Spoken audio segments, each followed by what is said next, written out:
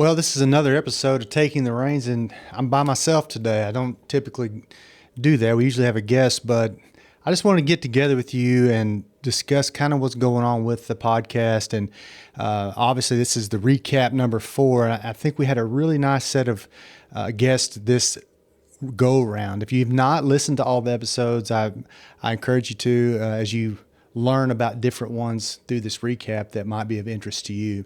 About every 9 or 10 episodes, we do this recap just as a way to kind of summarize what's been going on the past few episodes of Taking the Reins. I sure am enjoying doing Taking the Reins. I hope that you are as well.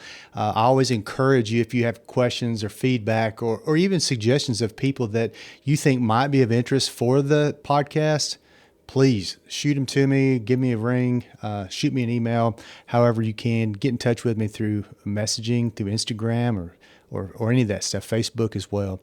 So, this whole thing about Taking the Reins is all about how different people connect through the use of the horse. And the horse is something that is such a good tool to help us learn different things, life experiences, life lessons, networking, a number of things.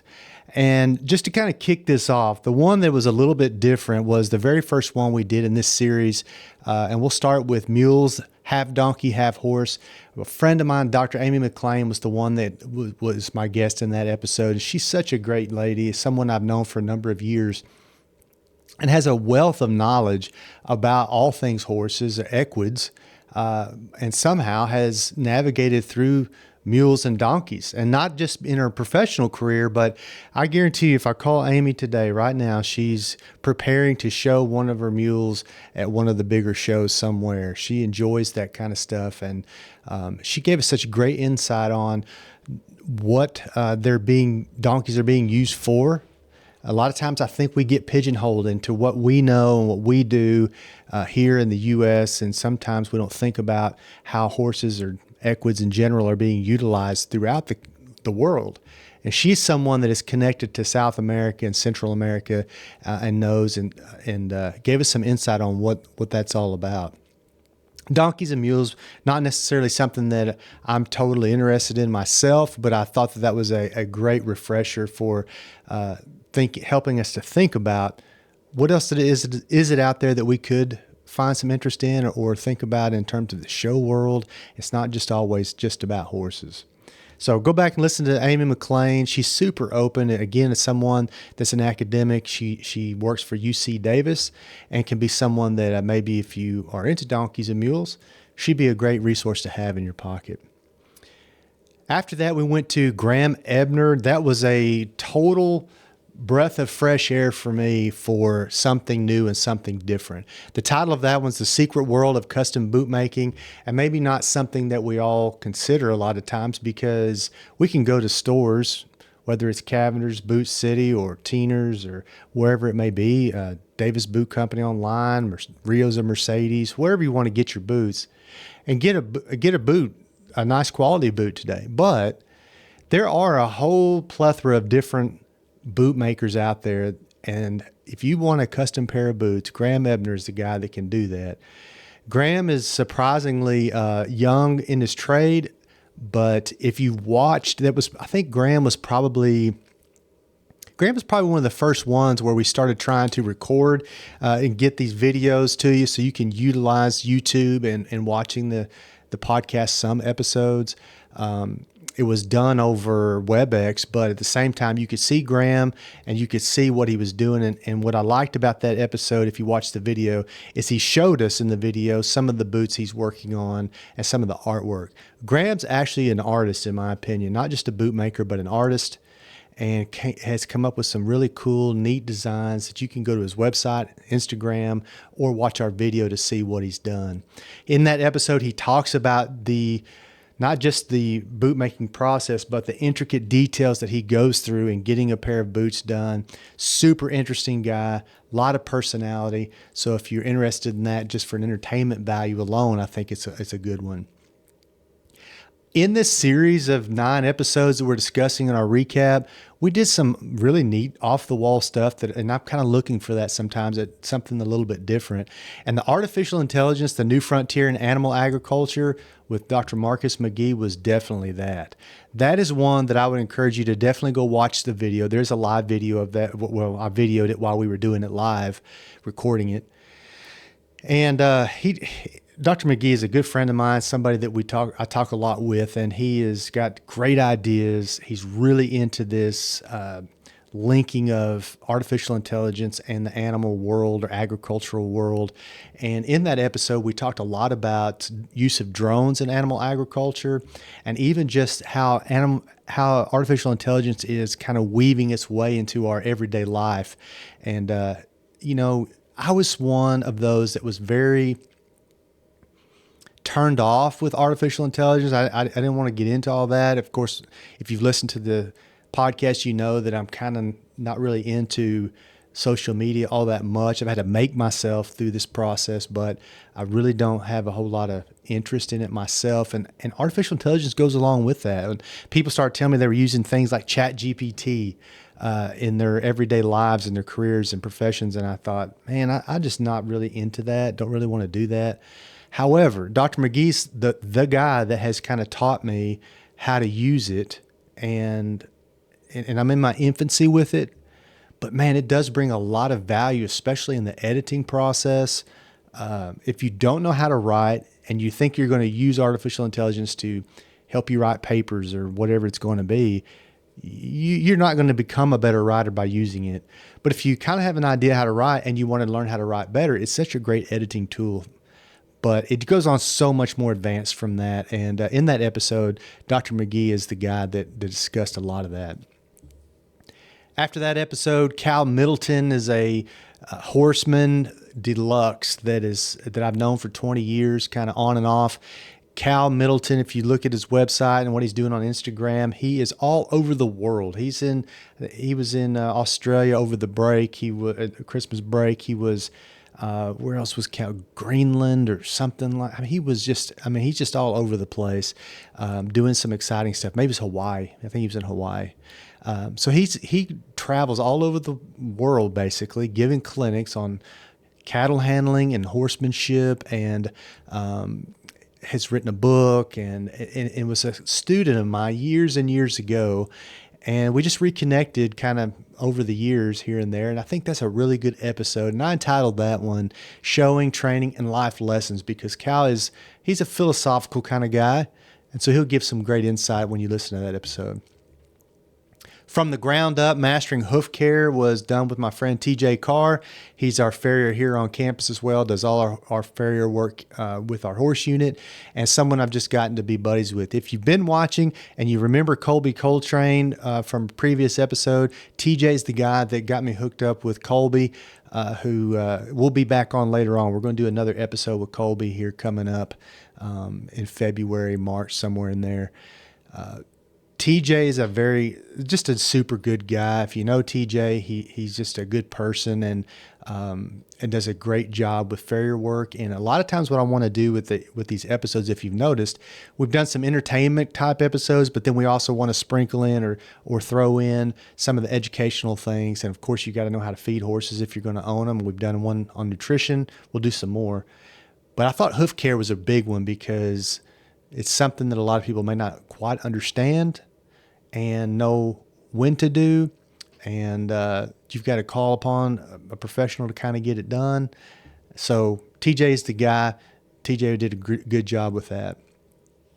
Talk about entertainment value. The next episode we jumped to was with Libby Hallett, who is the lead singer for Libby and the Loveless. And how that connects with horses is simply, she was a student of mine years ago at Texas A&M and didn't have a musical background all that deep. She was really, really in love with horses and showing and judged for me on a horse judging team. And then now is someone who is moved into this world of music and does a great job. And I thought, wow, what a neat opportunity to get with Libby and discuss how she got into that and how horses helped her with that. And then we even discuss a song that she wrote called The Mess. So that episode's called The Mess and the Loveless. I asked her in that episode. She just got done recording, I think it was a 10-track album, and I asked her, is there any songs in that on that album that really stuck out to you? And she said, yeah, The Mess, a song called The Mess. And so I listened to it. Actually, I recorded that episode with Libby, the interview, and the video got messed up. So you don't get to see it on YouTube.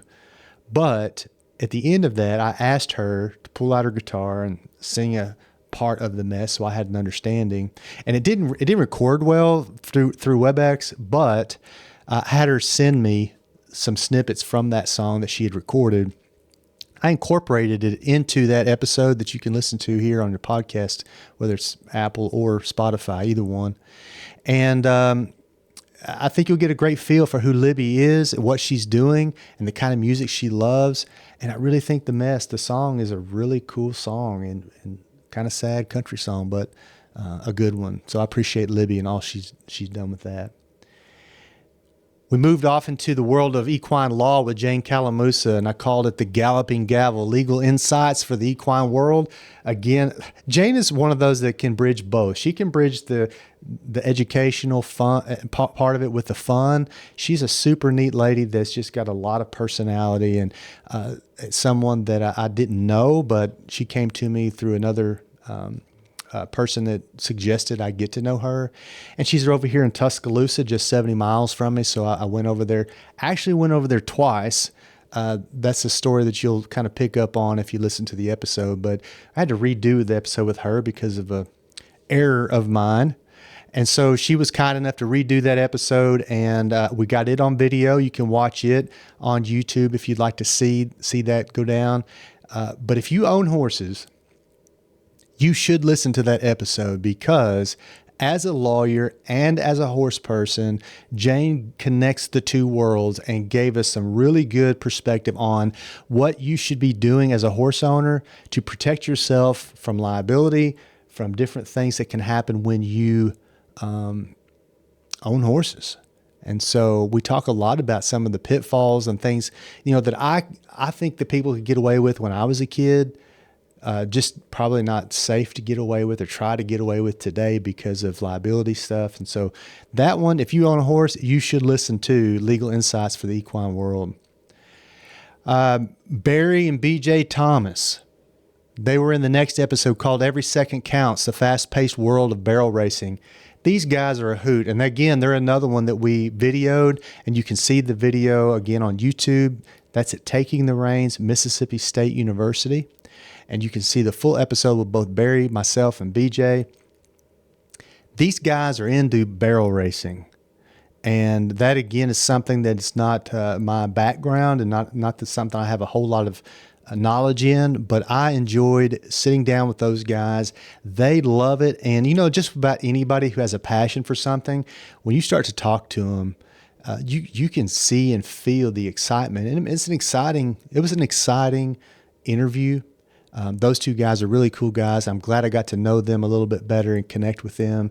They're doing some great things on the breeding front. We talked a lot about genetics and sires and mares and who they're breeding to and who the hot stallions are in the equine world today for barrel racing.